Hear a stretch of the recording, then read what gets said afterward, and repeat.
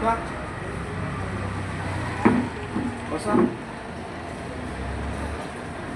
हात पुढं करा, उठा, बसा,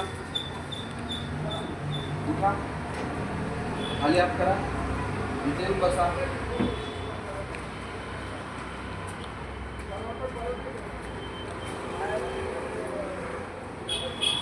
हां, पायाचं काय बोलतो ते मग आता पायाचं म्हणजे हे पाय असा सरळ पडतो ना, ते चप्पल काय कुठे जातं. अच्छा. आणि हे असल्यामुळं काय ते अडकते ना चप्पल. बरं. हे मुंग्या काय कमी होतात नाही होत साईड. एक साईडच्या मुंग्या कमी होत नाही. अजून नाही आपण पक्षावर बोललो ना डोक्यावर चावतो.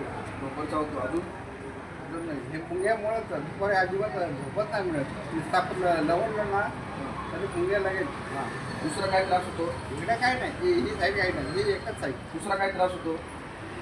दुसरं मला फक्त मुंग्या जास्त नाही, हे जे आहेत ना हां. आता हां. तेवढं ते मला थोडं त्रास काहीच नाही. हे फक्त एवढी एक साईडच जळला.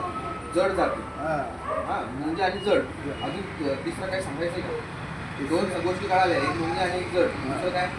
ते म्हणजे आपण चालताना आहे ना म्हणजे तो जातो.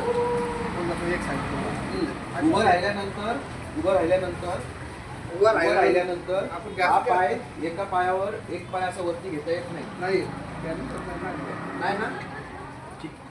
आणि